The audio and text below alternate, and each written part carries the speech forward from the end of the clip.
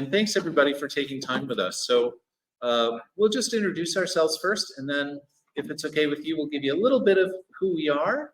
But what we really like to do, especially honoring what Manu laid down for us, is just open our hearts and share some story with you and get a conversation going. Because really it's this community that is making this happen, and we just like to be a part of it. So my name is Sister Mary Peter, M-E-R-R-Y. There are enough M-A-R-Ys in the community. I've been a sister for 37 years. I started in Toronto way back when, before phones. And my pronouns are they, them, and she, her, and I'm really glad to be with you.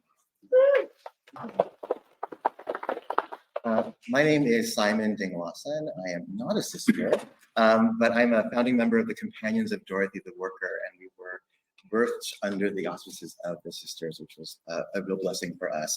My pronouns are they, them, their, and I am also an Episcopal seminarian. Yeah. I'm Sister Helen Wheels. I'm not quite as senior as Mary Peter. I started in '88 when I was, just a child. And my pronouns are whatever, because the sisters play fast and loose with the pronouns. Yes, we do. Hello, I'm Sister Diana Fire. I'm a sister for 12 years now, and my pronouns are pretty loose too. It does not matter to me. Just call me what you will, and I'll try to remember to respond. So sisters are pretty loose are obviously the sub-theme of the afternoon. So way back in 1979, two queer activists from Iowa were living in the mission. And as one of our founders, Sister Vish, finally confessed, they were bored. And they had thrown out all of their drag, except for two sister habits that they had borrowed from a convent in Iowa when they wanted to do a drag version of The Sound of Music. And one afternoon, they simply put them on, walked up into the Castro, and what happened was electric. People came out of the bars, people gravitated to them, asked them to hear their confessions and lay down blessings and forgive them and heal them and support them. And they were not prepared for that. They were just bored and put on some old robes. But they were activists, and they knew they were onto something. And I share that story because I think it's really important in the context of a 3-day seminar on drag and spirituality to be really honest that we're all just a bunch of booga drag nuns from the province. And that we didn't start with a big plan. And I hope in our conversation today what you'll realize is the sisters became real in the relationship. It was the way the community responded to the image of queer men dressed as traditional nuns that changed everything. And then not long after, when the HIV and AIDS crisis hit, that's what I call our Velveteen Rabbit moment that made us real, when it was more than just camp and performance and street art, which are all really important, but our friends were dying and no one would physically touch them, and no one would give them housing, and no one would bring them food. And when we thought about what traditionally identified women doing sistering did, they hold the body. They comfort and tender and support and care. And they do all the hard work that the men claimed all the power and glory for. And in those years, that's when you needed shit done. So you got a bunch of drag nuns to do the work and get it done for people. And I'd like to think that in the span of these 40 some odd years since, what we've been doing is living in this conversation, in this relationship, and using the drag, these tools, to kind of open a conversation. And what's been powerful in the last 20 years, thanks to the internet, there are sisters everywhere now, in very surprising places like rural Arkansas, southern Florida, in Uruguay, in Mexico, in little communities in rural France, places you would never imagine this. But they saw something in this image of service and this desire to bring joy and space to people and they're making it work. And in every one of those communities, we look different because the way we put on a habit, a sister's outfit, is taken out of the history of the community we're working with. So in Saskatchewan, we look like a bunch of Ukrainian immigrant nuns with big bread baskets on our heads. In Los Angeles, the Hoobie Doobie looks like the Hollywood Bowl. And in Palm Springs, the Wimple looks like the visitor center. So in every community, we're a little different. And so I just wanted to open with that to let you know where we're coming from and maybe just put a little seed of where we're going. The first two sisters were pretty much cis-identified clone boys hanging out in the Castro. They were both white. They were both intellectual. That's not who we are anymore. The sisters have gone through a lot of different transformations. And you're seeing us today because we're sponsoring a really big event in the city called Barrison Weekend. So you're getting the people who are left, but we're going to try to do a good job. But the thing about it is now our sisters come in all sorts of gender expressions: bio-female, bio-male, gender fluid, young. Our oldest sister is 79 in Vancouver. She's the hardest working nun I know. And increasingly, our younger sisters and next-gen sisters are helping the rest of us decolonize the image of what it means to be a sister. Particularly for me as a Canadian nun, we've had a decade of conversation about residential schools and the exploitation and genocidal work against First Nations people. One of the sisters I'm most proud about is a Diné sister, a Navajo sister in Arizona, named Sister Navi Ho. And she has been struggling for the last few years with this vocation to be a sister in a community where that name is the agent of genocidal oppression. Manu was talking about faith not being your oppressor, but institutions being your oppressor. Sisters who look like this often were the tool of oppression. And so she's really reimagining what it means to be a sister in that context and coming up with all sorts of amazing reachbacks into Navajo culture. She talks about herself from time to time as an auntie. She just won Miss Two-Spirit Montana. She's been out on the Powwow circuit. So their future looks very different than who we were before. And that's because we continue to be in a conversation. And so that's all I'll say to start us off. But I do want to celebrate Simon Ben being here. The Companions of Dorothy the Worker were a bunch of queer people in traditional Christian religious clerical organizations that decided they'd had enough of trying to fight to get into the tiny room called the church. And they were doing really important work on the streets and in the bars and in the hospitals. And so they're like, why don't we support each other? And why don't we really make the focus of our work the queer people that we see every day and love and care about and learn from them? And so they needed a sponsor. They were so desperate they had to choose a bunch of drag sisters in San Francisco, but it's been working out since 2015. And I'm really grateful Simon is here to share his story too. So just open it up to everybody. I do want to pick up on that because I realize, as I've listened to you talk about the work and that the sisters do in the world, it's very Franciscan.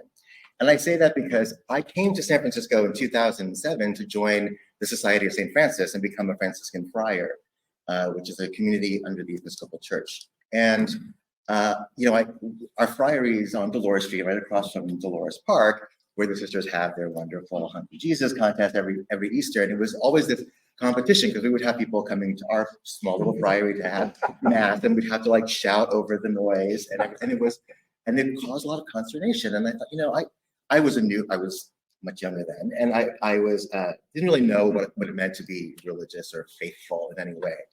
And so, I was like, well, they're really getting in the way. I don't really understand what's going on here. But it was through the work of Diana Wheeler, who was a deacon and founded the Companions of Dorothy the Worker. She introduced me to some sisters and encouraged me just to come and see, which is one of these like scriptural texts, right? Come and see.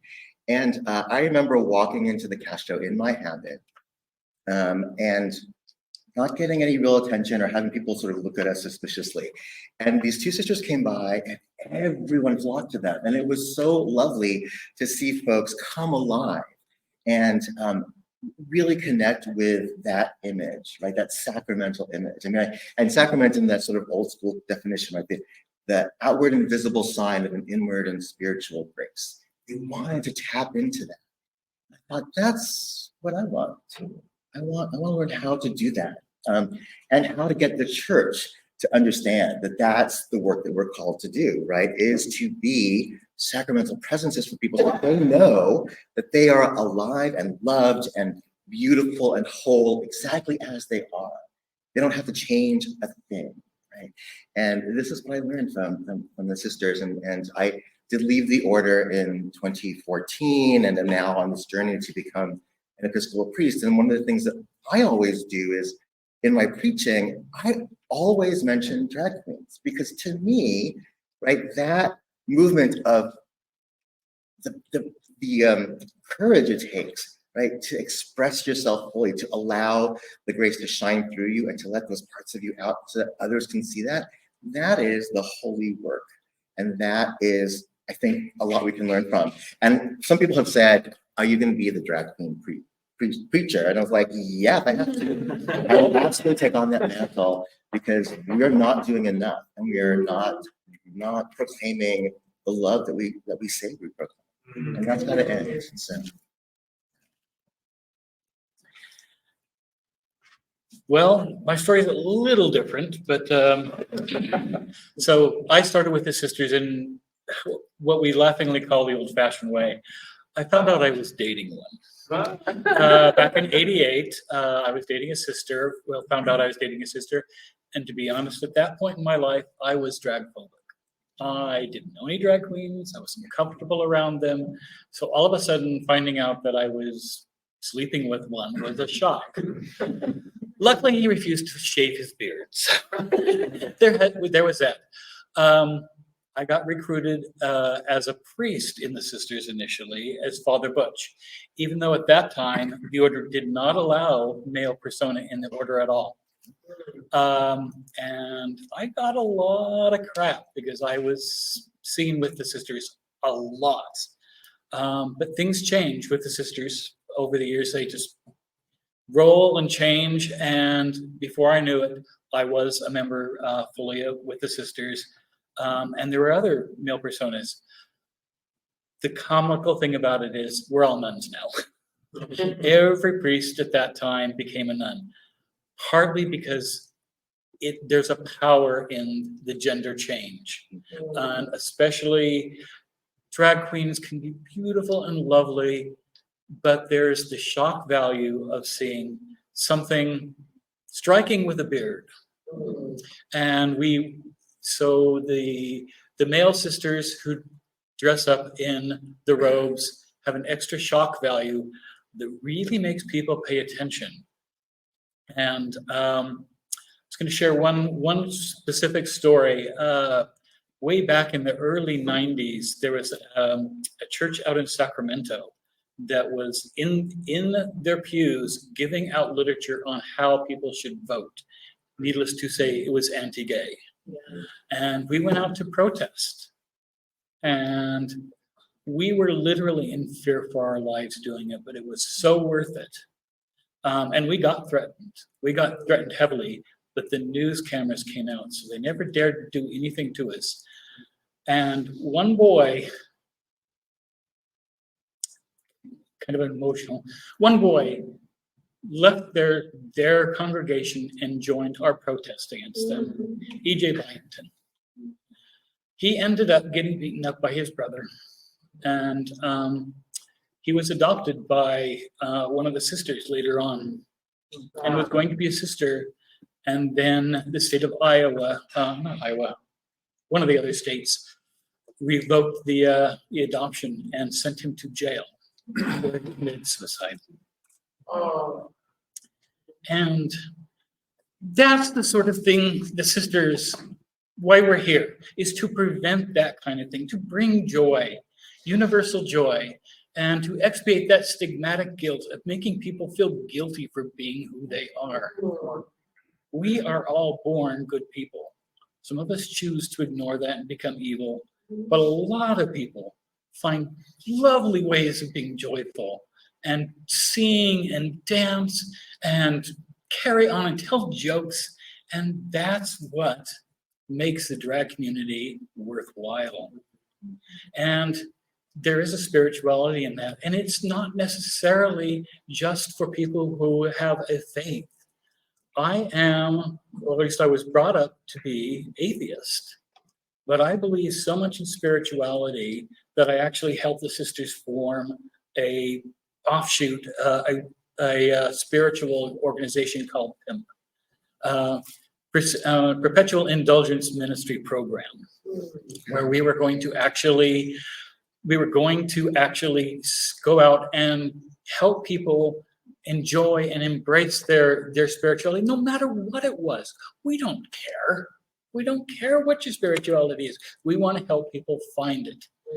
And it's not just sisters doing that. It is other drag queens and other entertainers doing this in the queer community. And we are here to support you to do it. We love you all.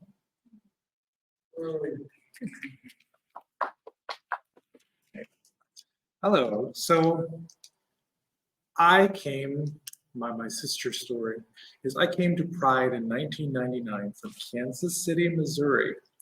And I did drag at that time, just regular street hooker drag, I guess. And I thought it was pretty hot shit. So I'm like traipsing up and down Pink Saturday in heels that I really ought not to have been wearing on the street because they were killing me. And I remember I walked into the Midnight Sun back when it had the red curtains, like not what it is now, but it was like a maze at a haunted house. And it was packed full of people. We tried to find a seat and couldn't find a seat. And I was with my roommate from Kansas City and my roommate from college who lived here, and they were having a fight. So I had to like ride the line of I got to live with this one, and this is my friend for a long time. So I'm like, yeah, try to have fun anyway, because it's Pink Saturday and we're here to have fun. We came all the way from Kansas City to have fun. We finally walked into what was Moby Dick's, or what is Moby Dick's, and I found a seat. And I'm like, oh, thank God I can sit down. And so I sat down, and somebody turned to me and said, that seat belongs to Sister So-and-so, whoever it was. And when they come back, you'll have to get up. I'm like, that's fine. The blood is rushing back into my toes. I should be good for another half hour or so. And whichever sister it was, and I really honestly could not tell you, came back and she said, girl, I have seen you doing your thing up and down the street, and you need to sit down. You need to sit down. I don't know who she was, but thank God she let me sit down. And I took that with me back to Kansas City. And, you know, years later, my parents had both passed away, and I kind of like stopped doing drag, and I kind of sort of fell out of my community in Kansas City. And I'm like, I don't really want to be here anymore. So where do I want to be? And I had met my good friend Noelle, who's also a Sister Pansies. And she and I killed dragons on EverQuest 2. Every day we killed dragons on EverQuest 2. We got together with 24 of our friends and killed dragons, and we've never met any of these people in real life, but we're killing dragons anyway. And we knew each other that way for 2 years. And a few years later, I said, you know, we should, some of us just like come to Kansas City. It's sort of in the middle of the country. Why don't you all come? So she came, she stayed at my house, and some other people came from other places. And when I met her, I was like, you know, my parents are dead. I want to move. And I kind of was like New York, Chicago, my brother lives in Dallas, none of those places, San Francisco. I'd been here that one time. So I came out to visit Pansies, and I had a really nice weekend with her and her husband. And I went back to Kansas City, and I had garage sale after garage sale after garage sale, and I sold a 2.5-story home full of stuff. And I flew on a plane, and I had five suitcases worth of things to my name at that point. And I realized I'm homeless. I'm as homeless as I'm ever going to be that I know of. And I got to Pansy's house, and I don't know. I met one of the sisters, and then they were like, well, we're going to go to the Cartier exhibit, which was at the Legion of Honor. Yeah, Legion of Honor. And so I went, and I met this one, and I met Barbara Ganesh, and I met, I don't know who. There were probably 5 or 6 sisters there. And I just sort of like glommed onto them. I'd found community again, and it seemed right. And so my big plan was to live in San Francisco for at least a year before I did anything with anybody. I wasn't going to date anybody. I wasn't going to do anything like that. But it wasn't even that long, and I met the sisters, and well, here we are. So, you know, you maybe fall out with where you are, but you may pick back up. And whether that's spirituality or what that was, I don't know, but it definitely felt like whatever they were doing as a Catholic and as an ex-drag queen, it sort of did this for me. It sort of merged. Because you know, there are things about Catholicism that are very horrifying to me. But there were parts of that spirituality, that belief system that really resonate with so many people. Probably all of you have grown up in some sort of way where you either are or knew somebody who went to church, and they were pretty good people, but you also knew some other people who went to church who were kind of assholes. So here we are, and now we're doing this. So that's my little story.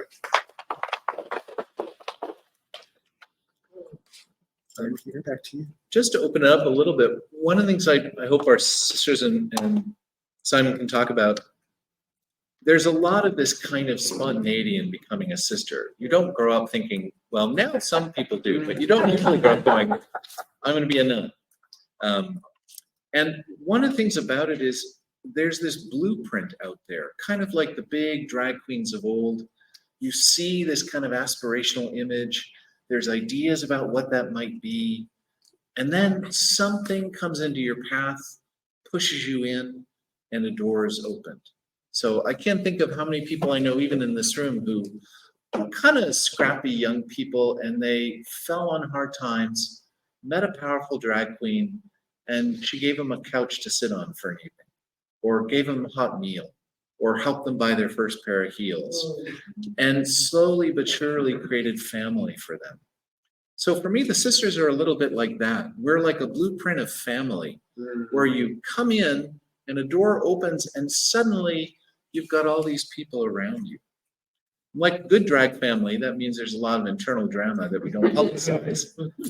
But it means that you've got a safe harbor.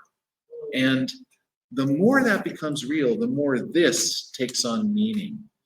And what I'd like to hear from you guys is, for me, I know when I first became a sister, not everybody wore the white face. I'm not wearing it today because I've got some health issues, but we started wearing white face in San Francisco because one of our early members was an escort and was an SM Dom escort in a very masculine sort of situation. And it was a small community, and they were starting to get business issues from being a femme nun in the daytime and then trying to be a Dom SM escort in the evening. So the face became a mask. And sometimes when people see us, they think we're putting on a mask to hide. But I found over time, whether I'm wearing the white face or not, I'm having permission to be more who I am, fully, completely. And so I just want to ask, Simon, and knowing us, and Helen and Diana, how over time has this changed from maybe being a character to really being a tool for becoming your authentic self? Well, back in the early 90s, all the nuns wore whiteface. All of them, period. It had already become the standard because it's a powerful tool along with the wimple, these things. It makes people just shock value. Sure. The clown nuns. We are the clown nuns, the clown priestesses. And none of the priests, not one of us wore whiteface.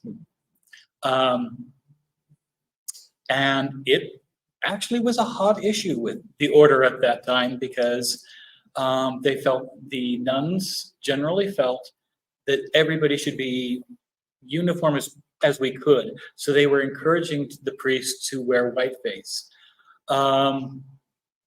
So we all tried it.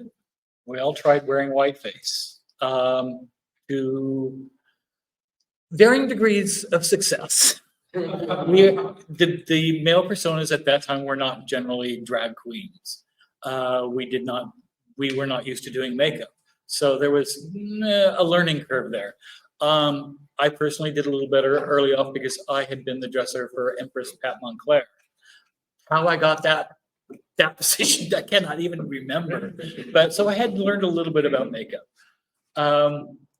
The result was all of us wore makeup, and then there was a very short step to putting on a wimple and a nun's habit. Because it just turned out being a white-faced nun was more important at that time. It's not so much important now. I almost never wear whiteface. Not now. First off, I'm not young. My skin does not like this stuff.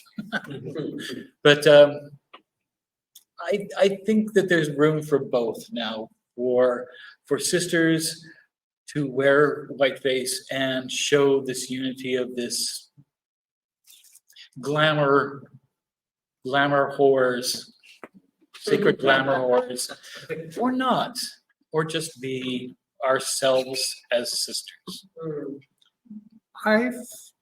For me, I like to wear whiteface because, for one, I feel like it gives people the invitation to come and talk to me. It kind of gives me some anonymity, and it gives them the anonymity sort of as a back. I may recognize them, but they don't know that we've talked about what we've talked about a lot of the times. Maybe they do, maybe, but it seems to be rare. But something I've really enjoyed as we've gotten more sisters of color is how they manipulate the whiteface. Sister Belladonna being a really, really good example. Barbara Ganesh was a good example. Barbara liked to use stencils so she could let some of her brown skin through. Bella does something kind of similar. She does little white dots versus a whole face. And I think that's great because it shows people that we're all different underneath this, because we all look the same with this, even if you can see your arm or whatever. This is what they look at. So if they're seeing a spark of something else underneath, I think it's fantastic that those people have embraced their own selves and said, I'm here and I'm with these people, but I'm also here with these people. And I'm going to find a way to meld that together. And I think that's just been really wonderful to see as we've got more sisters who don't have peachy skin like myself. Yeah. For me, the whiteface was one of the things that was difficult to overcome when I first encountered sisters. It can be a barrier in the same way that you're talking about the clowning part of that, right? But actually, I've come to really appreciate it. There is something about it that I think, as Diana was saying, it presents a unified whole. And so you become icons of something not yourself, not personal, but icons of something bigger and deeper, and touching into that joy piece of it, which I think is what clowns do, is get us to think, to decenter what we're experiencing, so we think in a new way about it. And so as I encounter sisters, it's like, oh, this is decentering, what's going on here? And it lets me let go of my preconceived ideas of what a sister should be, and to experience what sisters are. Maybe one last piece, and then I really want to open it up to everybody. One thing I think that's unique about sisterhood is we actually take something called vows. So as we learn kind of what it means to be a sister, our history, kind of the work that we do, find our groove, our identity, at some point we sit in front of all of our other sisters and we say, from this day forward, I promise to serve the world by making more space for joy and by getting rid of guilt and shame and standing up to the merchants that use those tools to oppress and colonize my mind and my community. And I'm going to do that for the rest of my life. And I think that is something, even when we're taking it, because you don't have to be sober in taking your vows. We didn't write that down, so we're learning. But when we make those promises, something really does change inside. It's like saying, you're my spouse for the rest of my life, or you're my drag mother and I commit to you for the rest of my life, and you're my drag daughter or my sibling. There's a relationship that's ongoing. And I think for me, and what I'm hearing in the sisters and in Simon, maybe there's an image and an icon, but I think at the root of it, every day I wake up knowing that today I have an opportunity to make more space for joy. And at the same time, something is going to challenge that part of my heart that is still captured by guilt and by shame, where I'm a little not courageous enough. I'm a little trapped. and I'm gonna have to push a little further. And so maybe I just open that up because everyone in this room has so many stories, and we just like to hear them and get a conversation, whether it's about your experience of sisters or just if any of this resonates with you or doesn't, open to you. And we'll do our best. I'm curious. So I was listening to a couple of your stories were about ways in which sisters were able to like protest and fight back against systems that are excluding. I know a big thing that happened this summer was with LA Dodgers, and I found that story interesting because after seemingly losing that ground, it was regained. And I guess I'm wondering what your advice would be for starting conversations with those more powerful organizations in order to regain lost ground. Oh, that is an insightful question. Yeah. Can I throw it? So I made mention that my brother lives in Texas. And I don't think, for me, I feel like my conversation with my brother and his wife, who are Republicans, who vote a certain way, who don't know any trans people, who don't really know anybody else who's gay, when I went to visit them last January and we watched the show, we're here. And I had told them, I said, I grew up in small town Iowa. I was that kid. And I cried at least once through all of season 1. Every episode, there was something that gave me that lump. And we watched it. And we had been to a strip mall that day, Allen, Texas, which a few months later there was a shooting and I think 4 or 5 people were killed. We watched that show and they had questions. My sister-in-law was like, well, I work with this trans person. What do I say? And she was misgendering all over the place. And I said, first and foremost, talk to them. Say, I'm here for you and I'm going to screw up. I'm going to try not to. But as we watched that show, I had told them, I said, as I was at the mall and I let my 3-year-old niece help me pick my clothes to go to the mall. So I had the brightest things on I could possibly have had in my suitcase, all of them.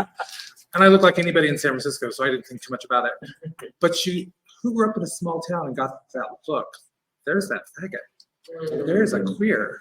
And I got that all over that mall that day. And I was telling them that that's had happened. And they're like, no, people in North Texas are so liberal. I'm like, no, you're wrong. And so 2 days later, here's where I'm getting back to where that conversation starts. We had that conversation. We watched that show. I had already left and come home. Actually, I was staying with Sister Lana Jockey in Dallas.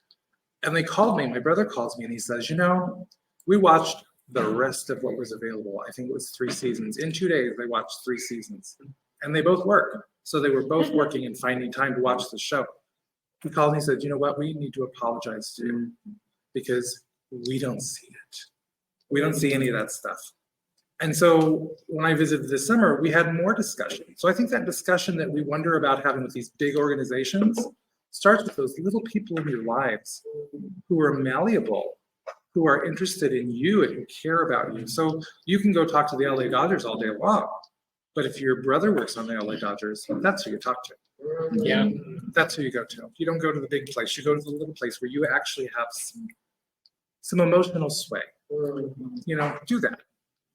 Just so we're also clear, the sisters have not always been media darlings or have sway.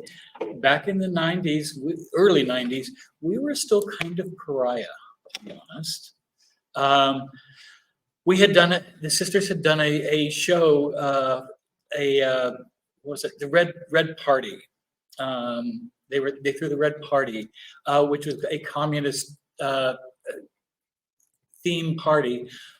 Unfortunately, they threw it at the White Russian Hall. That did not go over well, not surprisingly, and we were not welcome, not in the gay community even. And it took a lot of work of convincing people we were a different organization. We were not little stupid loose cannons that we were back in the 80s. And it all finally turned around in 1999 when the sisters did Easter in the Castro, actually on Castro Street. And at the time, the Catholic Archdiocese protested it and actually petitioned the city to revoke our permit. And where it flipped was 3 of the Board of Supervisors came to us: Carol Migden, Mark Leno, and Sue Bierman. And Mark Leno actually came to our meeting to support us, and he was actually in tears. He's probably the nicest politician there's ever been. And we've shown, and part of the thing was making those kind of connections with people who had actual real power. And the Catholic Church did us an enormous favor. Instead of the little 10,000 people that we had expected, we got 25. They gave us the best press ever. And they have, no churches ever protested our Easter again. So, yeah. There's also a political note in that question. And if it's okay, I want to probe that a little bit because I think it's important. Because for trans identified folks and drag queens right now, we are the target. I mean, let's just not pretend. The hate machine is coming for us. And that's because it brings in money and votes, and it distracts from all the failures of end stage capitalism and fascism. So let's just put that on the table. And it's hard, especially if you're a queer person of color or in a place that's not quite as safe and robust. So what happened in LA was the flash that the hate machine can come after anybody. And I think we just have to own that.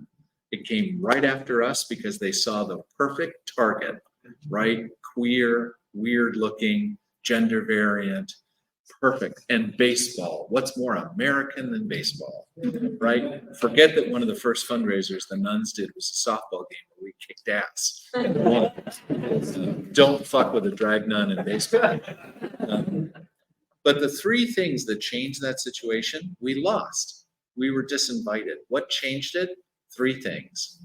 The nuns knew that was coming, and we had a plan. We worked with GLAAD. We worked internally in our houses. Those of us with media experience worked with them. We had messaging, and we stuck to it. And the key is we didn't go down to their level and try to respond to the pedophilia lies and all the other bullshit. We talked about how we loved baseball and how we just wore our Dodgers stuff, and we really appreciated all the good stuff the community did. And we held the space long enough for our allies to show up. And that's the second thing. When the hate machine comes after you, if you're all alone, you're going to lose. But if you've done the work day in and day out to build community, to show up for each other, to be present for each other. I was thinking of the ducal courts the other day. The message of that was, we are America's court. We look like everybody. Everybody is a part of the ducal court. We're so proud of that. That took a lot of work to get to that place. So that work, there's no shortcut for that. And then the third thing is we were saved by young queer kids. TikTok exploded with young trans-identified, gender-fluid kids who said, I'm not really sure I know who they are. I think I might have seen one on the streets of LA, but I just read about them on Google. And oh my God, the stuff that they do, we got to show up for them. And we got to show up for them because going after them, they're coming after us. So that sense of solidarity. So I think those 3 ingredients, right? Being aware there's a hate machine out there and being ready, having allyship and really doing the hard work every day to show up for each other, and then letting your friends get in there. Nobody throws shade better than a young 20-something on TikTok. It's instant. I don't have to do that work. And I think that the other thing I want to say to that, because it's real, like the violence is real, the danger is real, the assaults are real. Our Eureka sisters are experiencing this. There's a podcaster out there who's trying to be the next hate guru, and he's trying to target us there as well. So, and we have some sisters who are getting triggered because of their experiences of violence. Holding one another in front of that and understanding, as Diana said, the difference between the hate machine and the people who maybe live surrounded by the hate machine but aren't hateful. Like, keep those channels open, but also make sure you've got love and support in your life and people are lifting you up and holding you and carrying you. Because nobody should be in front of the Fox News hate machine all by themselves. That's just not a winning strategy. So thank you for that. That was a great question. Manya. Another question. I think I love the sisters so much. I mean, my first experience at the school also my first experience of like drama. But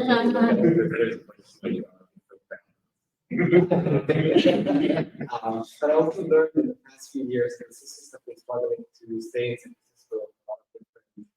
Like changes in the city and like change of rent and like how the city's not being very supportive to community of activists because I really consider the sisters one of like main activists in the city for the queer community. So I'm curious, how is that going? Are you all okay? Are we gonna miss the sisters? Anytime in San Francisco that feel good? Like like how is everything going for you after the pandemic and all the hardships? I just wanted to like generally check it. So I've probably been to the most recent meeting. Yeah.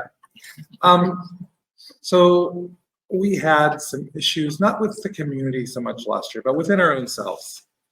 And we had some stuff that went down that should not have gone down. And to be frank, we were really scraping the bottom of the bank barrel because that happened. Someone had done something bad. And I don't think we're going anywhere because we got so much support from whoever. We have, I think it's the most we've had in our bank account in a very long time. And it has some to do with the Dodgers because there was residual for probably every house in the country. There was residual, oh, let's help this local organization out, whether it's Arkansas or Omaha or New York or wherever it was, let's help these people out. But Mary Media, what do you think? I don't think that's a problem. Sister Mary Media is sitting here in the middle trying to be incognito. But you're there too. I don't feel like that's a thing. I mean, as all the rest of us, rent's going up, it's hard to stay in the city, but I don't think that means the organization. I mean, I think that means some of us are like, gosh, I wish that was cheaper. We may move to East Bay. So what does that mean, you know? Yeah, I think if anything, it draws people, closer together. Yeah. I mean, it's like, we are a community and we are a family. We are here for each other. And the community, like in response to the problems last year, I mean, the community, well, first of all, the nuns went into high gear, got our asses in gear and started, fundraising and in the community really did come together and offer their support.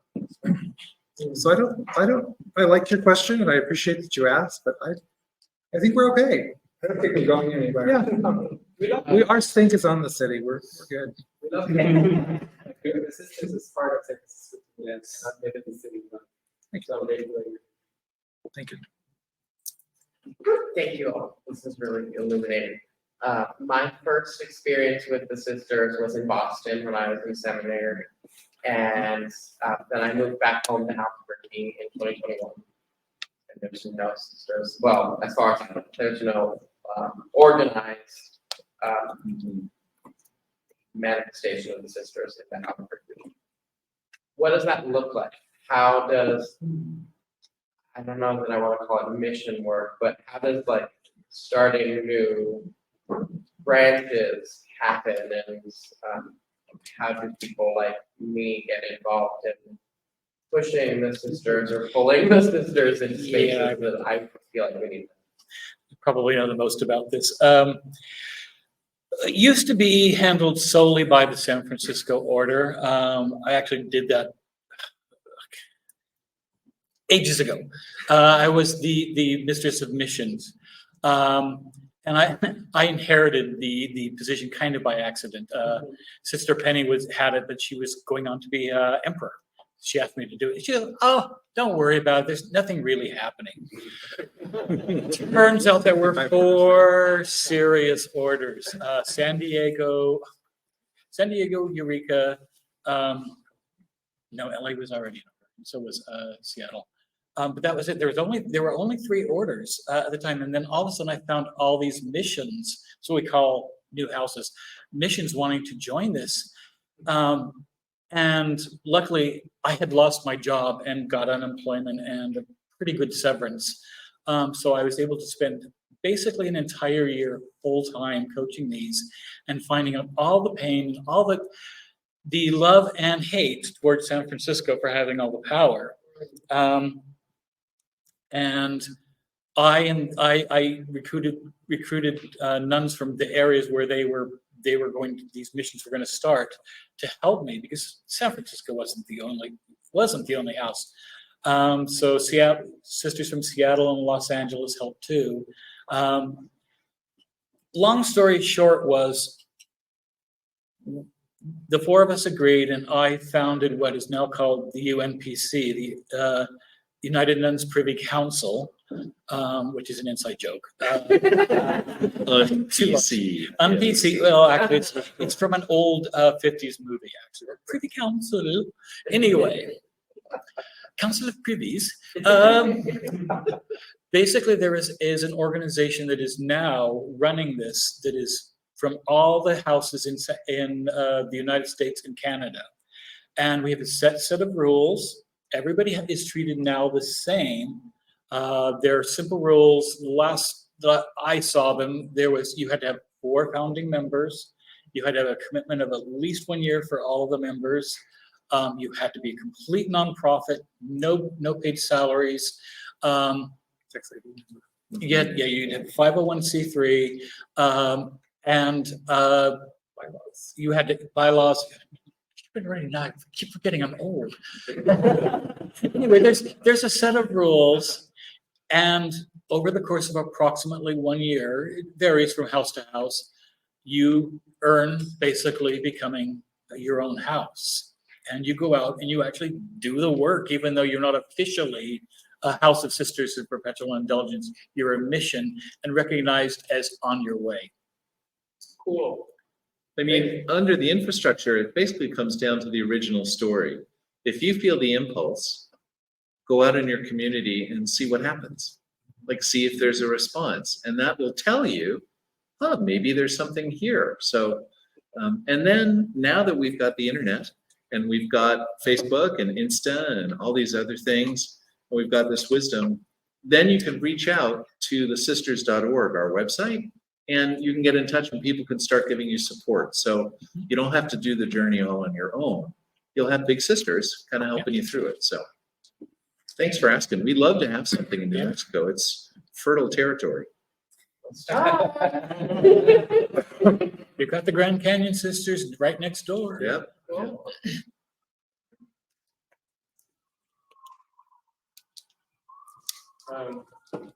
I would love to hear if anybody wants to share like a memory with the sisters that you were the most proud of. That if, just looking back at your history, you're like, that was a peak. That was when I knew like you were doing a good thing, or that you'll just always remember.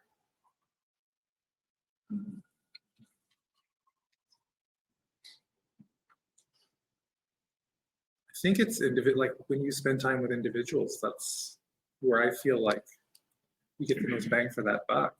You know, you meet up with somebody who's maybe having a rough night or has had a rough week or whatever, and either you're in habit or they maybe just know that you're a sister, or maybe they see your sister ring and this is Perpetual Indulgence and they ask you, and then you have ministry right there sometimes. And those are the moments that I'm the most proud of. I mean, we can throw Pink Saturday till we're sick, and we have. But it's the people you meet at Pink Saturday, not the huge crowd, but that one person who maybe just broke up with their boyfriend Pride weekend, or their girlfriend, or whatever their situation, and you have a little bit of like, let's talk, come over here. That's not prideful, it's just good. It's a good feeling. It's a good feeling to help that person out.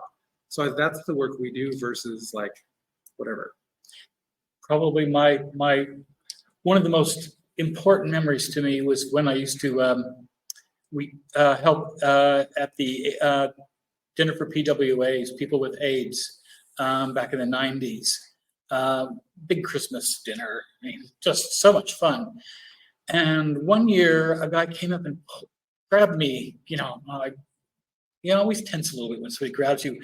And he said, Sister Helen, I am so glad you are here.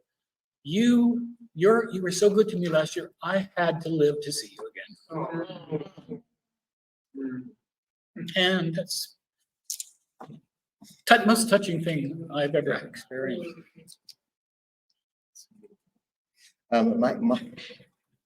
I knew I was on the right track when Sister May Joy be with you remembered my name and called me by name. I was like, you know me, like, and I was like, okay, I'm doing the right work. This is where I need to be. I'll share one story I haven't shared in a while, but because I hold it kind of close, but in this group it feels right. A couple of years ago, during Folsom Weekend, I was out doing what I call glitter blessings. So if you've seen nuns, we have this habit where we take a little glitter and fairy dust, and you ask the sister for a blessing, they'll give you a little glitter, put it on your shoulder, say a little prayer, and poof, off you go. And I was in the middle of a packed dance floor, and I got pushed into the center in this outfit, which was Pete. And I got turned around, and I locked eyes with this young man who was clearly tweaked out of his mind, obviously just full of meth. And he couldn't see me. He was just somewhere. But something pulled in my heart, and I got out my glitter, and I hit him on the forehead, and I said, I want you to listen to Sister. The person you're with is not the person you should be with. And you're dying, and we need you to live. And from this day forward, I want you to live. I don't know where that came from. And for those of you in the sort of Pentecostal tradition, he fell out on the floor. And then, of course, I'm like, oh my God, I killed him.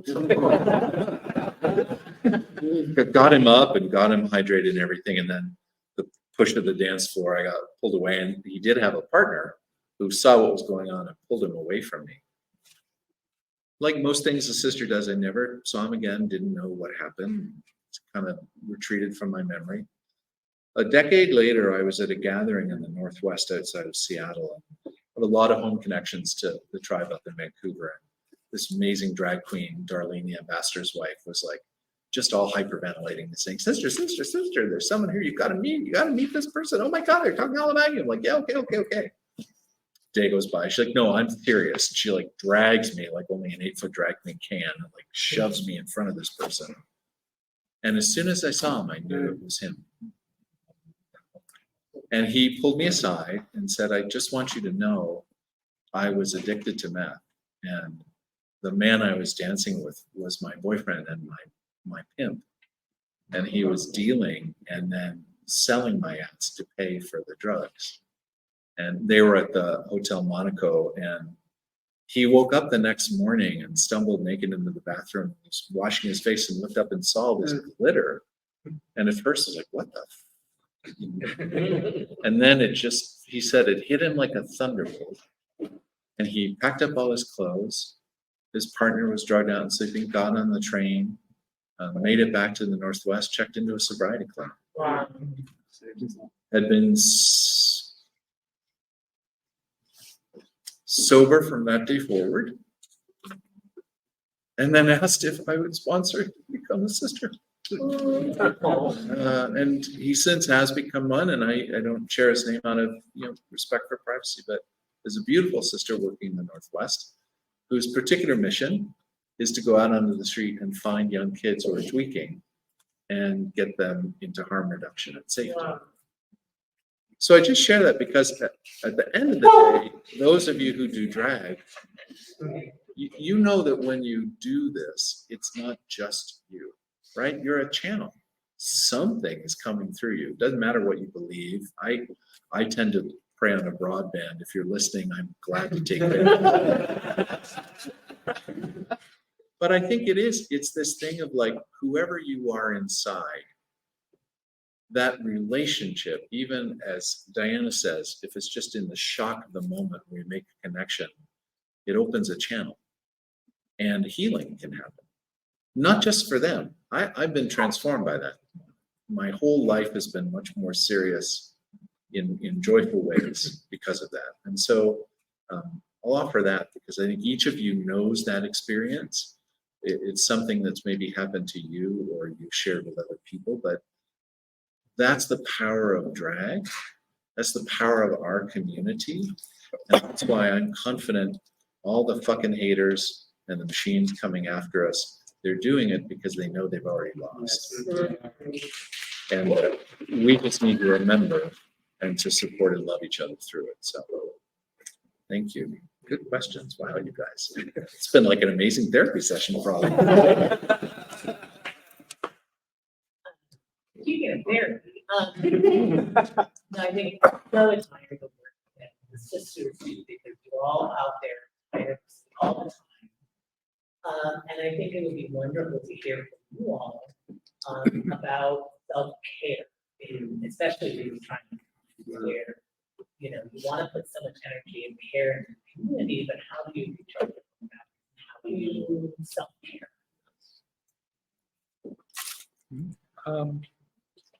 Well, sometimes it's really good to have a video game and do a headshot now and again. You get up, well, the dragons, or you get up on a whatever, and you wish you were a member of the NRA just long enough and just get whatever it is. Sometimes that's what you do, and sometimes you eat your feelings a little bit. Sometimes you get in the shower and you just like stand there. I mean, we all do the exact same things when we come home from wherever we're coming home from, whether it's work or whatever. Sometimes you just need to do a headshot. Pardon me. Okay. Sister's telling me I need to speak, so and I do what I'm told. Self-care is one of those really big topics. It's really hard, and the thing that I discovered when I was a friar and walked around in a habit all the time was that it is important to take off and to be you, and to remember that the thing that we do when we're out there offering pastoral care to people, we need to turn that around and just say, oh, what is it that I need to remember that I'm a person with my own needs. I'm not only there to serve. I love doing that. And I find a great source of joy in that. But I also have things that I don't look at. And sometimes I hide from looking at those things by serving. So just taking the time regularly to retreat and be brave about looking at my own stuff and being tender with myself. I'm just not going to. One of the things that I've learned from the sisters is to actively remember the things that I've done good. I screw up all the time. And honestly, sometimes it is painful to try to put on all this makeup and drag and then find a taxi and get to an event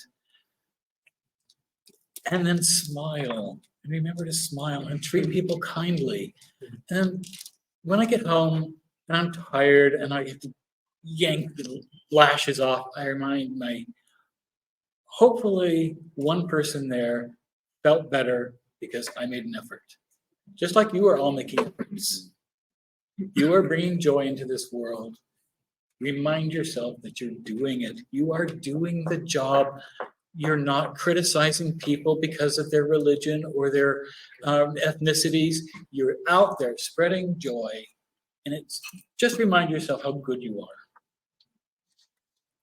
No, I mean, I want to thank you for asking the question because you're an icon for me. So, but I also want to lift up Manu because I listened to your sharing and I really do hear you. And the most important thing you said is that you are grateful that we see you and that you feel loved. And nuns, we buy all our own jewelry, right? The Pope has a cash account. I don't. So I have a day job, and it's a pretty intense one. And I have a family, and I live with my 88-year-old mother-in-law who had a stroke, and we're trying to cope with all that. And I live 40 minutes outside the city because I did lose that toehold. So sometimes it gets kind of tough, right? But then someone like Bonnie says, hey, we're doing this really cool symposium on like dragon spirituality. Can you find some time? And I say yes, because showing up for that is my Velveteen Rabbit moment. It's that moment that I remember, oh, it's real. All this is real. Like there's love flowing here. And And it can be performative sometimes, it can be over the top, or it can be tiny and intimate, but it's always real. And so as many times as I can, coming out and being a nun and being there and being seen and feeling the love, that's what helps me. So today you have done a tremendous amount of self-care for me, and I'm really grateful. I know that wasn't the agenda, but I appreciate that you worked it in there, so. And Bonnie is giving us the international drag sign for do a tumbling routine. But because I'm not coordinated, I want to really thank Sister Diana and Sister Helen and soon to be Father Simon and each and every one of you for setting such an abundant table. And maybe we can just take a moment as we're ending up for the people online and for the people who are going to see this later, especially for the young queer kids who are going to see this under their covers, looking at their phone so nobody notices. Just take a moment, get inside your own energy, and think about that little queer kid in you.